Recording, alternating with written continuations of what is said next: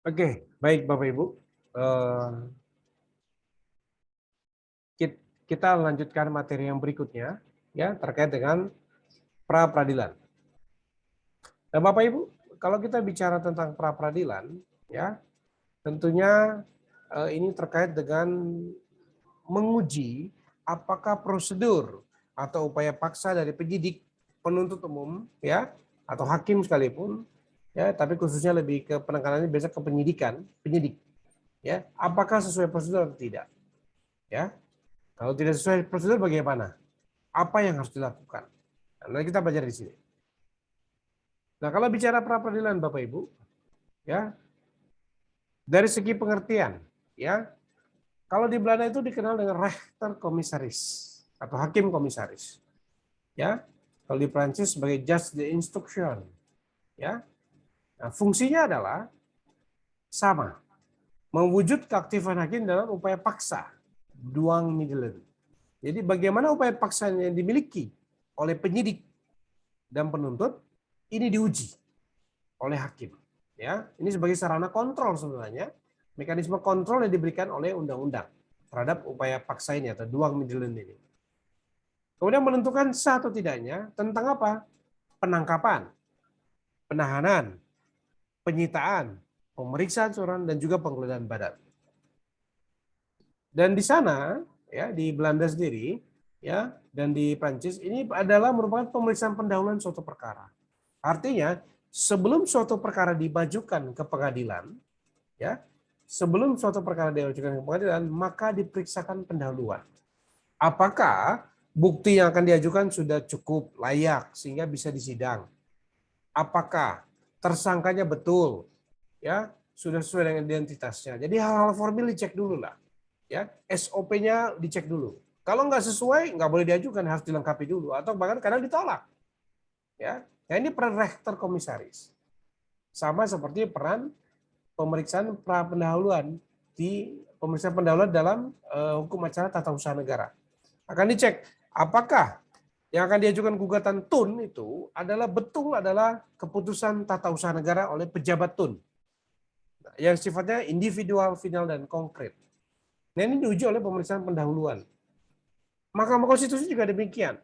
Sebelum disidangkan oleh Majelis Hakim MK, diperiksa dulu apakah memenuhi syarat atau tidak nih permohonan judicial review-nya.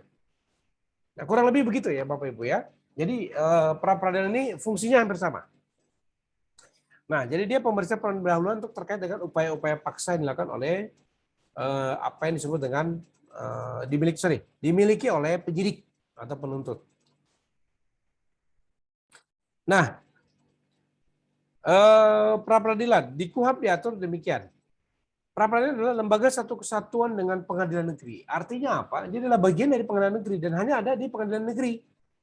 Ya, dia tidak di samping yang sejajar atau di luar dari pengadilan negeri, tapi di dalam, inside.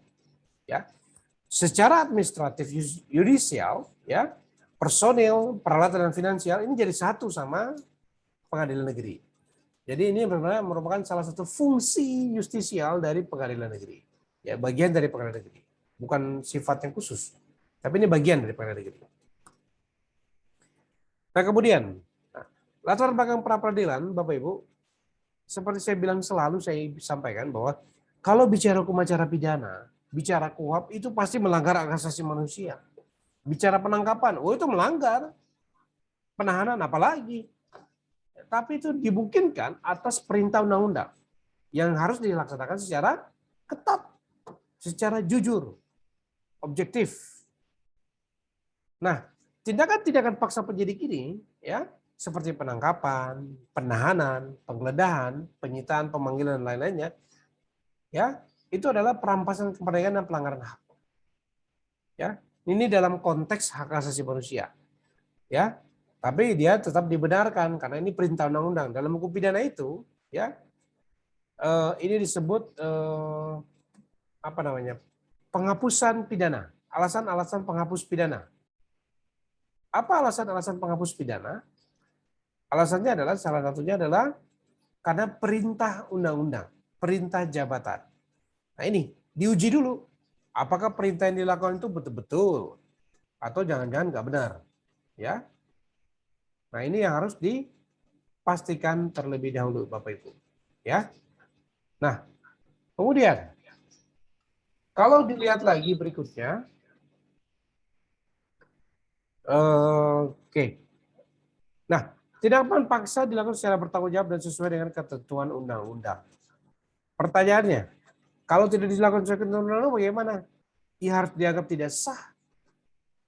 Ya, makanya harus diawasi. Ini diatur di KUHP di pasal 77 sampai 83 tentang lembaga namanya pra peradilan. Maka disebut pra peradilan. Sebelum masuk ke pengadilan, diuji. Ya. Kewenangan pra peradilan menurut KUHP ada 3. Dia memeriksa sah atau tidaknya. Yang pertama, penangkapan atau penahanan. Yang kedua, penghentian penyidikan atau penghentian penuntutan. Yang ketiga, bicara ganti rugi dan rehabilitasi.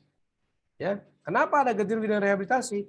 Ya karena tidak sahnya penangkapan, tidak sahnya penahanan, tidak sahnya penghentian penyidikan atau penuntutan. Ya, poin 1 dan 2 ini kalau tidak sah ada ganti rugi dan rehabilitasi. Ya. Nah ini objek yang diatur di dalam KUHP. Ya. Nah kemudian Bapak Ibu kita akan bicara satu persatu. Penangkapan dan penahanan, satu tidak. Di pasal 79 KUHP menyatakan bahwa permohonan bisa diajukan oleh si tersangka, ya tentu saja dia yang ngalamin ya, atau keluarganya, atau bahkan kuasa hukumnya, boleh. Ya, asal mereka harus menyebutkan alasan-alasan mengajukan atau menyatakan bahwa penangkapannya, penahanannya ini adalah tidak sah. Ya, misalkan melanggar pasal 21 KUHP, gitu ya, ancaman di bawah 55 tahun kok ditahan, gitu ya. Nah, nggak boleh. Atau misalkan sudah ditahan 20 plus 40 perpanjang, masih aja ditahan nggak dikeluarin. Nah, ini bisa dianggap penanganannya tidak sah. Ya, nah ini contohnya. Ya. Nah, jadi harus jelas apa alasan mengajukan pra peradilan tersebut. Nah, itu tentang penahanan atau penangkapan. Nah, kalau bicara tentang penghentian penyidikan dan penuntutan, di pasal 80 KUHP diatur bahwa yang mengajukan permohonan adalah karena ini yang menghentikan penyidikan atau menghentikan penuntutan adalah penyidik atau penuntut. Kalau bicara tentang penghentian penuntutan, maka permohonan yang diajukan siapa? Penyidik. Penyidik komplain, "Hei penuntut, saya sudah P21 kok kamu hentikan perkaranya." Penyidik boleh dong mengajukan keberatan pra peradilan. Ya. Atau misalkan penghentian penyidikan. Pada saat dimulainya penyidikan, ada namanya surat perintah dimulainya penyidikan. Diberitahukan kepada kejaksaan. Tiba-tiba penyidikan itu dihentikan. Penuntut umum boleh dong mengajukan keberatan bahwa ini tidak sah ya penghentian penyidikannya. Atau pihak ketiga yang berkepentingan, contoh masyarakat umum, pihak korban merasa bahwa nggak adil nih, kok SP3 atau ada SKPP dari kejaksaan, nggak adil nih, ya masa keluarga kami menjadi korban terus dihentikan begitu saja seenaknya aja membebaskan si pelaku nggak dituntut. Nah boleh diajukan oleh pihak ketiga yang berkepentingan. Syaratnya sama, harus sebutkan alasannya. Misalkan adanya perbedaan penafsiran tentang alasan penghentian penyidikan atau penuntutan. Kan bisa tidak cukup bukti, atau ini bukan tindak pidana, atau ini masuk perkara pelanggaran, bukan kejahatan. Atau alasan-alasan lainnya. Ya. Jadi dimungkinkan saja, ya Bapak Ibu ya. Nah kemudian terkait dengan ganti rugi dan rehabilitasi di pasal 81 KUHP. Nah, pihak pemohonnya adalah tentu yang rugi adalah tersangka, ya, atau pihak yang merasa berkepentingan. Pihak ketiga bisa korban atau pihak yang lainnya, ya, masyarakat umum katakanlah, gitu. Misalkan terkait dengan tindak pidana pencemaran lingkungan, ya, masyarakat umum bisa aja mengajukan ganti rugi, ya. Alasannya misalkan penangkapan atau penahanannya nggak sah, penggeledahan atau penyitaannya bertentangan dengan hukum atau dengan undang-undang, atau keliru tentang error in persona tentang orang yang ditangkap atau diperiksa, ya ini dimungkinkan. Nah, Bapak Ibu, terkait dengan tadi ganti rugi ya. Kemudian terkait dengan rehabilitasi. Rehabilitasi ini apa? Gitu ya. Rehabilitasi ini adalah memulihkan kembali nama baik orang yang sudah diduga, didakwa, ya sebagai tersangka, sebagai terpidana, sebagai terdakwa. Gitu ya. Kemudian ternyata katakanlah sudah ditangkap, ditahan, ya dituntut ke pengadilan, ternyata bebas karena tidak terbukti. Nah ini ada rehabilitasi. Ya, atau penangkapan ada rehabilitasi juga karena dianggap nama baiknya tercemar. Wah ini pelaku kejahatan nih narkoba segala macam. Nah padahal tidak terbukti. Ya. Nah jadi alasan rehabilitasi itu bisa karena penangkapan dan penahanan yang tanpa dasar hukum yang ditentukan oleh undang-undang. Ya atau error in persona.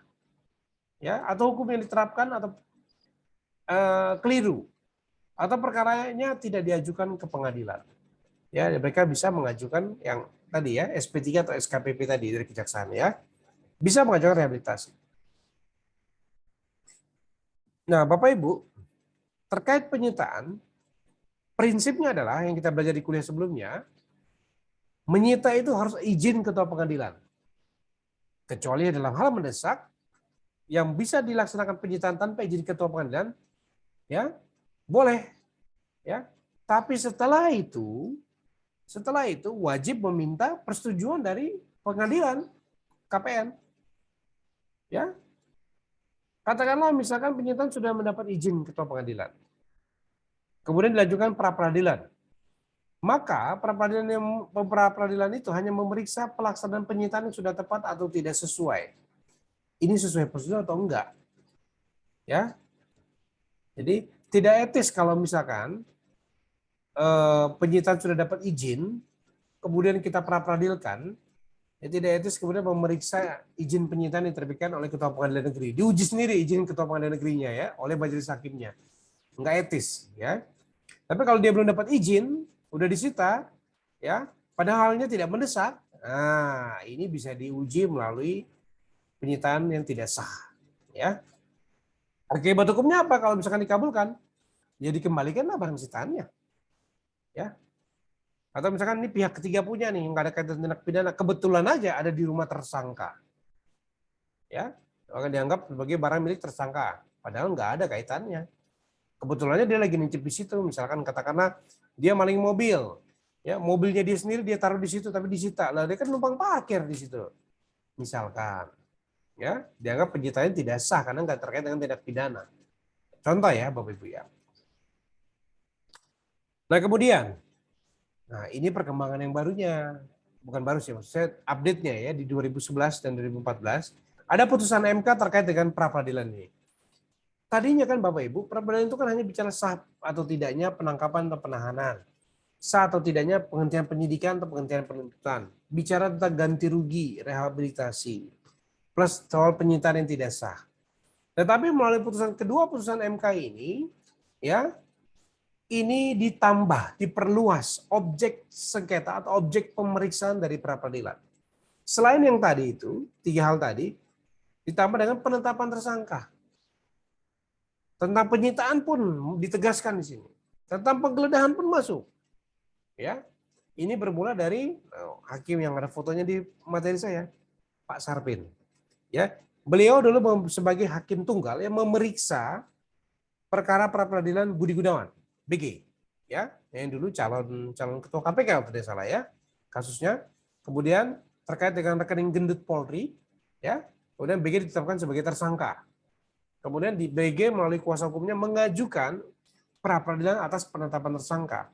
Padahal pada saat itu KUHP jelas mengatur penetapan tersangka nggak menjadi objek pemeriksaan pra peradilan, nggak boleh harusnya. Tetapi ya ini kemudian menjadi debatable di kalangan akademisi juga. Ya tapi putusannya ada. Bahwa Pengadilan Negeri melalui Pak Hakim ini, Hakim Sarpin ini, memutuskan mengabulkan permohonan pra peradilan dan menyatakan bahwa penetapan tersangka oleh KPK atas nama Budi Gunawan tidak sah. Nah ini menjadi apa namanya benchmark ya bagi pra peradilan di Indonesia, sehingga berikutnya orang pada berbondong-bondong mengajukan pra peradilan karena penetapan tersangka nggak masuk. Contoh kasus Dahlan Iskan, juga demikian diuji. Bahkan kasus-kasus tersangka lainnya terkait penetapan tersangka, ya, semuanya diuji oleh pra peradilan. Meskipun KUHP mengatur nggak boleh, bukan nggak boleh ya, nggak diatur. Ini kan kalau orang hukum kan bilang sepanjang tidak dilarang bukan berarti nggak boleh kan? Orang hukum itu biasa begitu. Kalau undang-undang tidak melarang ini, ya kecuali disebutkan secara tegas melarang ini, nah, maka nggak boleh. Tapi kalau tidak disebutkan, belum tentu dilarang. Ya, ini orang hukum ya, apalagi lawyer nih, pintar mencari celah hukum. Baik, nah ini Bapak Ibu ya, jadi ini perkembangan terkini. Jadi objek pemeriksaan pra peradilan bertambah. Selain tentang sah atau tidaknya penangkapan, sah atau tidaknya penuntutan, sah atau tidaknya penghentian penyidikan, sah atau tidaknya penghentian penuntutan, ya. Ditambah lagi dengan ganti rugi dan rehabilitasi, plus kedua putusan Mahkamah Konstitusi ini ditambah menjadi 3 lagi, bisa memeriksa tentang sah atau tidaknya penetapan tersangka, sah atau tidaknya penyitaan, sah atau tidaknya penggeledahan dilakukan. Dibolehkan. Ya, jadi diuji semuanya ini. Ya Bapak Ibu. Jadi diperluas. Ya. Kalau saya sepakat memang dengan penetapan tersangka ini bisa diuji pra peradilan. Ya. Karena sampai kapan nanti penetapan tersangka ini didengungkan atau dicantolkan di dalam si tersangka. Ya, kayak beberapa kasus di KPK itu, ya sudah ditetapkan tersangka bertahun-tahun nggak jelas dinaikin, nggak dituntut di pengadilan. Ya, nah ini, ya ini menyebabkan nggak fair, melanggar HAM, ya makanya perlu diuji dalam pra peradilan. Untungnya dikuatkan oleh Mahkamah Konstitusi, ya. Oke. Kemudian, menurut Seba nomor 1 tahun 2018, ada larangan mengajukan pra peradilan bagi tersangka yang DPO. Udah DPO, udah kabur, gak mau menyerahkan diri, udah bersalah, mau menguji lagi tentang penetapan tersangka, gak bisa. Ditolak oleh Mahkamah Agung, ya. Dilarang, haram hukumnya, ya. Seorang tersangka yang DPO, ya, kemudian mengajukan pra peradilan, ya, haram hukumnya. Ya. Dengan objek apapun dilarang. Kenapa? Dia melarikan diri. Berarti dianggap bahwa dia betul-betul bersalah, seolah-olah bersalah sehingga dia takut dia kabur, gitu ya. Kalaupun dipaksakan diajukan oleh kuasa hukumnya, orang yang jadi tersangka kemudian dia di DPO ke luar negeri atau kemana, mengajukan pra peradilan, apapun objeknya tentang penyitaan, tentang penggeledahan dan seterusnya, itu akibat hukumnya dinyatakan NO, need on fund verklat, ya. Permohonan tidak dapat diterima, ya. Kalau dia udah tertangkap, boleh nggak diajuin lagi? Boleh aja. Asal jangan statusnya DPO, daftar pencarian orang. Ya. Apalagi sampai red notice ke Interpol. Ya. Nah itu. Nah, kemudian, tata caranya bagaimana persidangan pra peradilan? Nah, ini diajukan permohonannya kepada Ketua Pengadilan Negeri setempat. Ya. Nah, kemudian permohonan kemudian diregister di dalam perkara pra peradilan oleh Panitera Muda Pidana biasanya. Lalu nanti akan masuk kepada Ketua Pengadilan Negeri. Ketua Pengadilan Negeri akan disposisi menunjuk atau menetapkan hakim dan panitera penggantinya. Dan ini pasti pemeriksaannya hakim tunggal. Di Belanda, di Prancis juga hakim tunggal. Rektor komisaris ya. Ini hakim tunggal semua. Setelah 3 hari permintaan atau permohonan itu diterima, maka harus menunjuk ya, hakim yang ditunjuk harus segera menetapkan hari sidang. Ya. Lalu hakim mendengarkan keterangan tersangka atau pemohon atau pejabat yang berwenang, misalkan tentang penyidikan, nah, berarti penyidik yang sebagai pejabatnya, ya.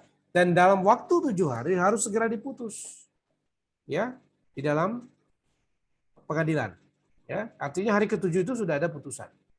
Nah, cuma mengenai pengertian hari ke-7 ini kemudian dalam perkembangannya ada berbagai macam penafsiran. Apakah hari kalender, apakah hari kerja, hari Minggu dihitung enggak? Nah, ini kemudian diterjemahkan, dipertegas ya, bahwa 7 hari ini adalah 7 hari kerja. Ya, jadi Sabtu Minggu nggak dihitung. Nah, apabila sidang pertama perkara sudah dimulai, maka pra peradilan gugur. Nah, ini maksudnya Bapak Ibu, kalau misalkan katanya dia mengajukan permohonan pra peradilan atas penetapan tersangka. Ya, sidangnya belum mulai pra peradilannya, tapi sidang perkara pidana pokok perkaranya sudah dipersidangkan, sudah mulai, maka otomatis permohonan pra peradilannya gugur. Ya, ini jelas. Kenapa? Ya udah disidangkan kok perkaranya. Jadi syaratnya adalah sebelum sidang dia dimulai, dia udah harus diputus. Tapi begitu sudah diputus, begitu sidang pokok perkaranya sudah mulai, ya otomatis gugur permohonan ini, ya demi hukum. Nah, ini tadi ya pendaftaran permohonan ke pengadilan negeri. 3 hari setelah didaftarkan, maka harus ditetapkan hari sidang. Sidang pertama biasa permohonan. Sidang kedua ada jawaban. Sidang ketiga pembuktian. Sidang keempat kesimpulan. Sidang kelima diputus. Nah, Bapak Ibu kalau diperhatikan, tahapan-tahapan persidangan ini ternyata kok jadi hukum acara perdata ya. Ada jawaban, ada kesimpulan, gitu ya. Ya memang basicnya adalah hukum acara pra peradilan ini mengadopsi dari hukum acara perdata. Ada jawab menjawab. Kenapa? Karena objek yang diperiksa itu adalah formalitas surat penangkapan, surat penahanan, surat penuntutan. Jadi diuji apakah sesuai prosedur atau tidak. Makanya dia memakai mengadopsi dari hukum acara perdata. Ya, tidak ada dakwaan, tidak ada ini, belum masuk situ. Kalau dakwaan sudah masuk ke perkara. Jadi ini bicara pra sebelum pengadilan. Ya, jadi bentuknya adalah jawab menjawab, pembuktian nanti yang putuskan hakim tunggal. Ya, tidak ada pledoi di sini, tidak ada tuntutan di sini. Yang ada adalah permohonan, jawaban, ya, lalu dibuktikan, lalu disimpulkan dan diputuskan. Ya. Nah, putusan pra peradilan. Kalau objeknya tentang tidak sahnya penangkapan atau penahanan, maka akibat hukumnya adalah kalau dikabulkan, maka tersangka harus segera dibebaskan oleh penyidik atau jaksa penuntut umum. Kalau terkait tentang sah atau tidaknya penyidikan dan penuntutan, ya, maka akibat hukumnya adalah penuntutannya atau penyidikan harus segera dilanjutkan. Ya.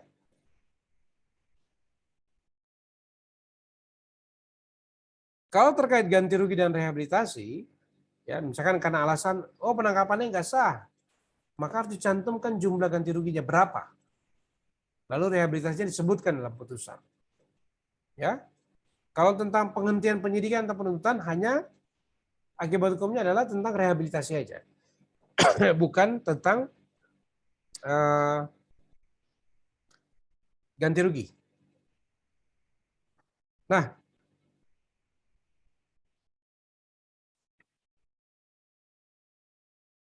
ya baik Bapak Ibu saya lanjutkan. Nah, ini tentang akibat hukum dari putusan pra peradilan. Nah, kemudian Bapak Ibu, terkait dengan benda yang disita tidak termasuk alat pembuktian. Akibat hukumnya adalah apa? Maka harus disebutkan dalam putusan tersebut bahwa benda yang disita itu harus dikembalikan kepada tersangka atau dia kembalikan kepada dari siapa barang itu diambil, disita. Ya. Baik, selanjutnya adalah upaya hukum.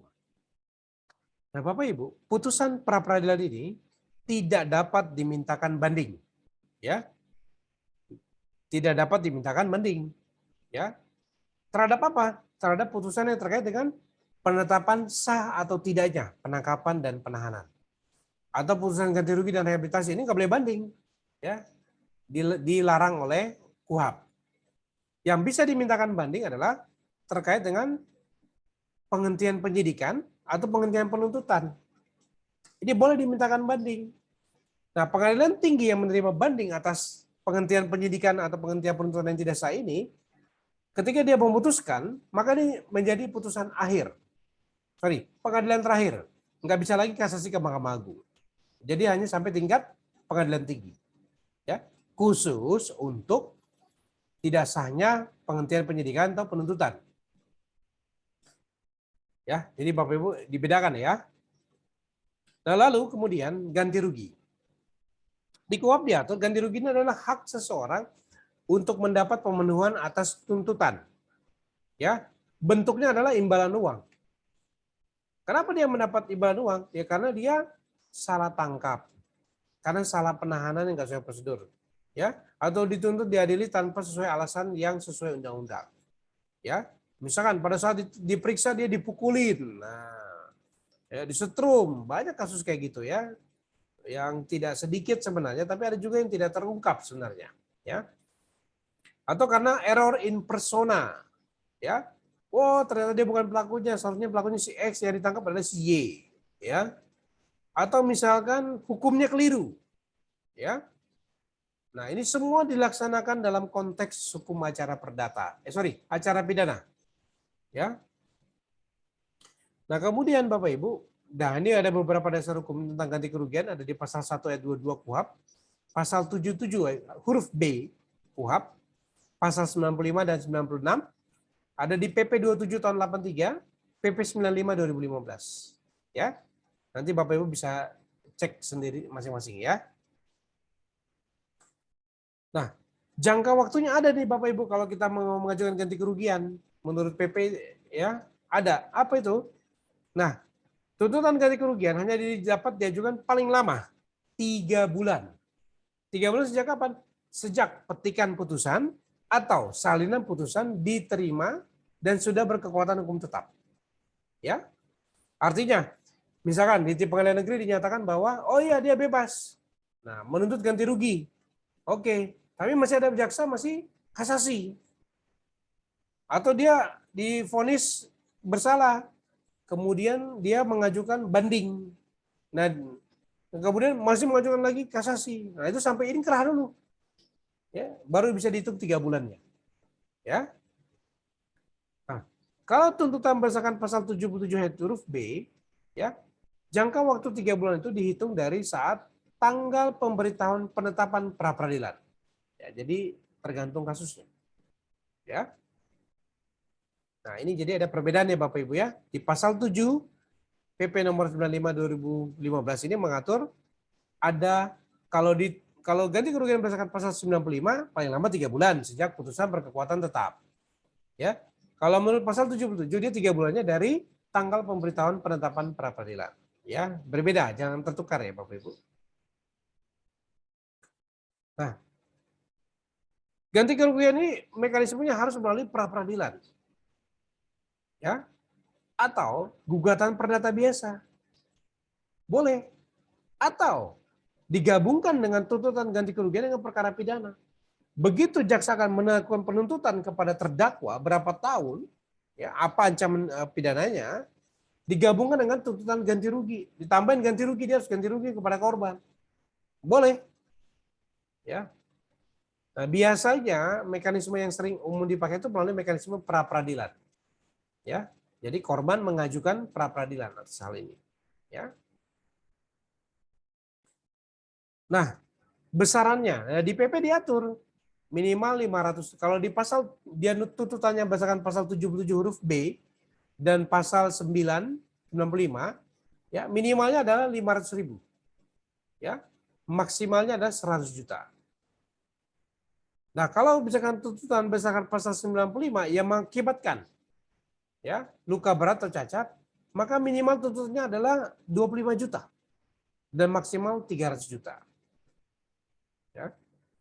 Kalau misalkan dituntut berdasarkan pasal 95, dia meninggal, maka minimalnya adalah 50 juta dan maksimumnya adalah 600 juta. Ya, ini diatur di KUHP dan di peraturan pelaksananya.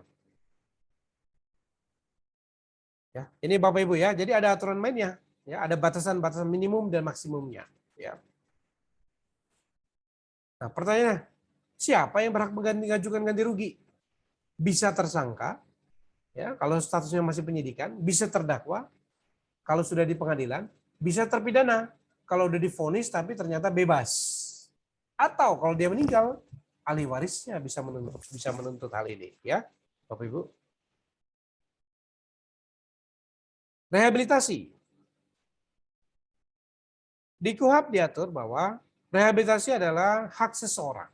Hak ya, artinya boleh dimintakan, boleh tidak. Hak untuk mendapat pemulihannya dalam kemampuan, kedudukan, dan harkat serta martabat. Dan ini diberikan pada tingkat penyidikan, penuntutan, dan pengadilan. Ya, tiga tingkatan pemeriksaan ini boleh diberikan. Ya, alasannya apa?